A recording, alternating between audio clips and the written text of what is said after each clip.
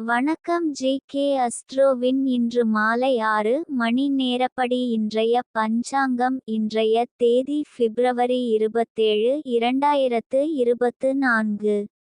இன்றைய கிழமை செவ்வாய். இந்நாளிற்கான ராசி கன்னி. இந்நாளிற்கான நட்சத்திரம் ஹஸ்தம் 3ஆம் பாதம். இன்றைய திதி திருதியை.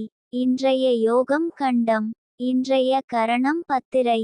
இன்றைய ராசி கும்பம் ராசிக்கு சந்திராஷ்டம ராசியாகும். கன்னி ராசியின் இன்றைய திதி சூன்ய ராசிகள்: மகரம், சிம்மம்.